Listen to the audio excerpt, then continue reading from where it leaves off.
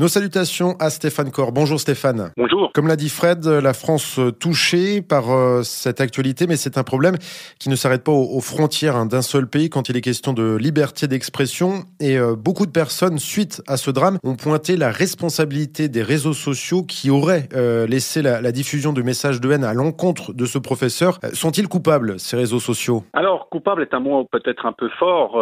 Il y a, en tout cas, leur responsabilité est engagée dans une certaine mesure, mais les premiers coupables sont les gens qui ont partagé ces contenus. C'est-à-dire que un contenu, pour pouvoir être diffusé, être amplifié, ce que permettent de faire ces plateformes, il faut qu'il y ait une action humaine derrière. Il faut qu'on le partage, qu'on clique, qu'on like, etc. Et toutes ces actions humaines, elles sont condamnables, alors au sens moral et au sens pénal dans certains cas. Et puis, il y a la possibilité de signaler ces contenus. Donc, si on est confronté à un contenu qui nous semble critique, ne pas correspondre à un contexte donné, on a la possibilité de le signaler auprès de la plateforme sociale. Et après, c'est à la plateforme sociale de faire preuve de diligence pour le traitement de ce signalement. Mais de là à dire que les réseaux sont coupables, non. L'humain est coupable de son fonctionnement ou de son laxisme par rapport à ce type de contenu. Et les réseaux sociaux, par contre, doivent être comptables, doivent être légalement responsables de traiter ces signalements dans un temps court. Oui, parce qu'on a l'impression parfois, quand on clique sur ce bouton signaler, qu'il y a un long temps avant une réaction des réseaux sociaux. Oui, parce qu'il faut comprendre qu'il y a quand même quelques centaines de millions, voire milliards d'utilisateurs dans certains cas, et que le nombre de signalements est extrêmement important.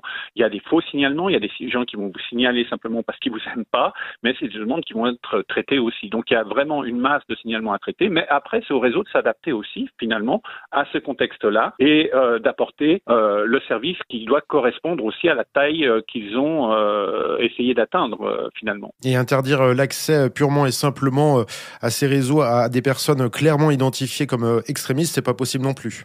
Alors ça demande une collaboration avec les autorités. Il faut que les autorités communiquent aussi, qu'elles aient des bases légales pour affirmer que quelqu'un est extrémiste ou ne l'est pas, ou ne devrait pas, pour des raisons légales par rapport à un pays donné, figurer sur ces plateformes.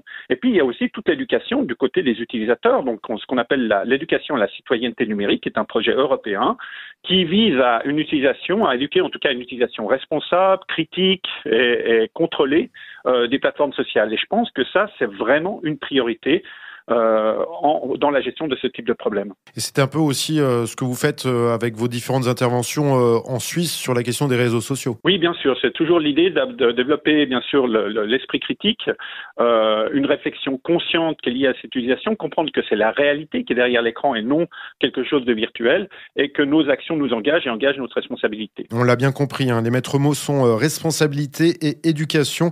Il serait trop facile de jeter la faute sur les réseaux sociaux. Merci beaucoup Stéphane. Merci à vous.